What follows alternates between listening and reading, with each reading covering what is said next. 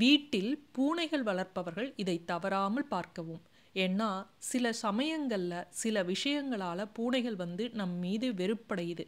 பூனைகளால இதனால சில சமயம் நமக்கு சாபம் கூட கிடைக்கும். அதுவும் 7, 7 ஜென்மத்துக்கு தொடரக்கூடிய சாபம் போல நமக்கு கிடைக்கும். அது எதற்காக அப்படிங்கிறத இந்த பதிவுல நம்ம தெரிஞ்சுக்கலாம். பூனைய வளர்க்கிறவங்களுக்கு தான் இந்த சாபம் கிடைக்கும் அப்படின்னு இல்ல. பூனைய வளர்க்காதவர்களுக்கு கூட சிலருக்கு சில சமயங்கள்ல இந்த பூனையால சாபம் வரும். அது எதற்காக அப்படிங்கிறத இந்த பதிவுல தெரிஞ்சுக்கலாம். முதல்ல பூனை வளர்க்கிறவங்களுக்கு சொல்லப்பட்ட 8 விஷயங்கள் என்னென்ன அப்படிங்கிறத தெரிஞ்சுக்கலாம். விஷயம், பூனையோட தூக்கத்தை கெடுக்காதீங்க.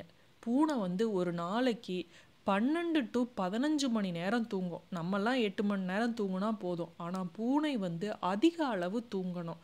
அப்போ அது தூங்கிட்டு இருக்கிறப்ப நமக்கே சத்தம் போட்டால் சில சமயம் நல்லா தூங்கிட்டு இருக்கிறப்ப எரிச்சல் வரும். பூனைக்கு சொல்லவா தெரியும்? அது நல்லா அசந்து தூங்கிட்டு இருக்கப்ப அதிக சத்தம் வைக்கிறது, டிவியை போட்டு கத்த விடுறது, இல்லை ஏதாவது சத்தம் ஏதாவது எழுப்புவது, தண்ணீர் தெளித்து எழுப்புறது, தட்டி எழுப்புறது, அப்போ தான் தூக்கி கொஞ்சறது, சும்மா இருக்கிறப்பெல்லாம் விட்டுட்டு தூங்குறப்ப போய் தூக்கி கொஞ்சறது, இது மாதிரிலாம் செஞ்சோம்னா இந்த எருமை ஏன் நம்மளை இப்படி டார்ச்சர் பண்ணுது, இப்போ தான் கொஞ்சணுமா, நேரங்காலமே இல்லையா அப்படின்னு பூனை நினைக்கும். அதனால் பூனையோட தூக்கத்தை கெடுக்காதீங்க.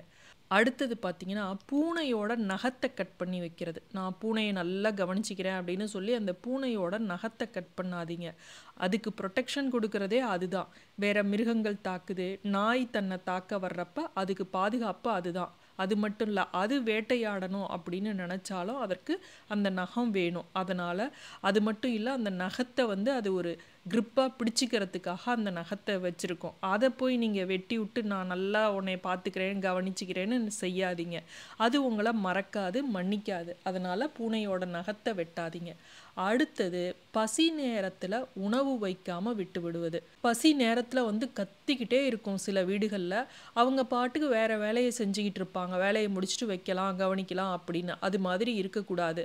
அப்புறம் பசி நேரத்தில் அதுக்கு சாப்பாடு வைக்காமல் கதவை மூடிட்டு வெளியில் போயிட்டோம் அப்படின்னா அது ரொம்ப கோவப்படும். இவன் மட்டும் நேரத்துக்கு நல்லா கொட்டிக்கிறான், நமக்கு மட்டும் ஒன்றும் வைக்க மாட்டேங்கிறானே, பசியில் தவிக்க விட்டுட்டு போயிட்டானே அப்படின்னு சொல்லி அது நம்மளை மறக்கவும் மறக்காது, மன்னிக்கவும் மன்னிக்காது. அதனால் இந்த விஷயத்தை பண்ணாதீங்க.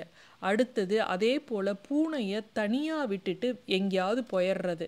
யார் கூடவாவது வெளியே போயிட்டோம் அப்படின்னா அந்த பூனை நம்மளை வீட்டுக்குள்ளே விட்டு கதவை சாத்திட்டு இவன் மட்டும் ஊரை சுத்த போயிட்டானே, நமக்கு யார் சாப்பாடு தர்றது, நம்ம கூட யார் கொஞ்சறது, நம்ம கூட யார் விளையாடுறது அப்படின்னு ரொம்ப கவலைப்படும். அதனால் பூனையை தனியாக வீட்டில் விட்டுட்டு நீங்கள் பாட்டுக்கு ஒரு நாள் ஃபுல்லாக வெளியே போகிறது இது மாதிரிலாம் செய்யாதீங்க. அப்புறம் பூனை இருக்கிற இடத்த சுத்தமாக வைப்பது அடுத்த விஷயம். அது மோஷன் போகிற இடம், யூரின் போகிற இடம், அது படுத்துக்கிற இடம், இதெல்லாம் சுத்தமாக வைக்கணும். அப்போ தான் அதுக்கு பிடிக்குமா. வாய் பேச தெரியாத ஜீவன் அப்படிங்கிறதுக்காக அதோட இடத்த அப்படியே நார் அடித்து போட்டுட்டு நம்ம மட்டும் சுத்தமாக இருக்கக்கூடாது. சில வீடுகளில் அவங்களும் சுத்தமாக இருக்க மாட்டாங்க, பூனை இருக்கக்கூடிய இடத்தையும் சுத்தமாக வச்சுக்க மாட்டாங்க. அப்போ பூனை நம்மளை தான் திட்டும். இவனும் ஒழுங்காக சுத்தமாக இருக்க மாட்டான், நம்மளையும் ஒழுங்காக சுத்தமாக வச்சுருக்க மாட்டான் அப்படின்னு திட்டும். அடுத்தது பார்த்திங்கன்னா, அது உட்காரக்கூடிய இடம். சில இடங்கள் வீட்டில் பார்த்திங்கன்னா அதுக்குன்னே அது அந்த இடம் எனக்கு தான் அப்படிங்கிற மாதிரி அது உட்காந்துக்கும்.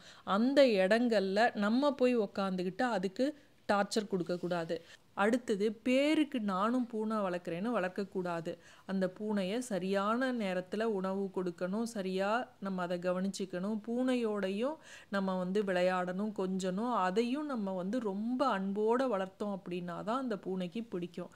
அடுத்தது பார்த்திங்கன்னா, பூனை தெரியாமல் எதையாவது உடைச்சிடுது, விளையாடி எதையாவது ஸ்க்ராட்ச் ஆக்கிடுது அப்படின்னா அதை பிடிச்சி அடிக்கிறது, வாழை பிடிச்சி வெளியில் விடுறது, தரத்தரன்னு இழுக்கிறது, திட்டுறது, இதெல்லாம் செய்யாதீங்க. அதுக்கு ஒன்றும் தெரியாதுன்னு அதை பிடிச்சி திட்டக்கூடாது.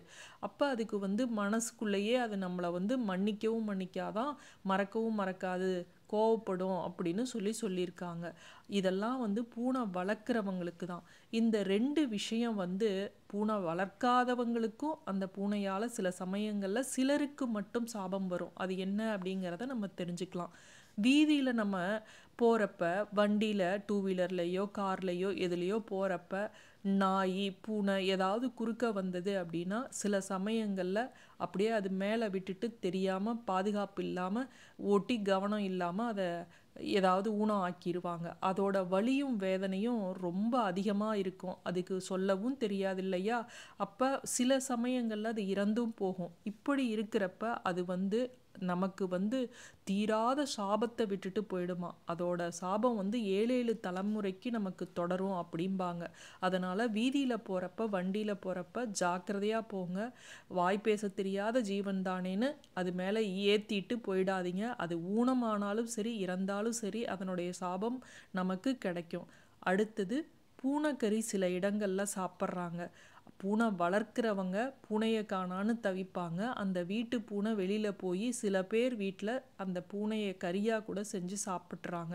இது மாதிரி செஞ்சோம் அப்படின்னா அந்த பூனையோட சாபம் 7 தலைமுறைக்கு அது நம்மளை பாதிக்கும், பெரிய கஷ்டத்தை கொடுக்கும் அப்படிம்பாங்க. அதனால இந்த மிகப்பெரிய இந்த 2 தவறை யாரும் செய்யாதீங்க. மீண்டும் அடுத்த காணொளியில் சந்திக்கும் வரை நன்றி, வணக்கம்.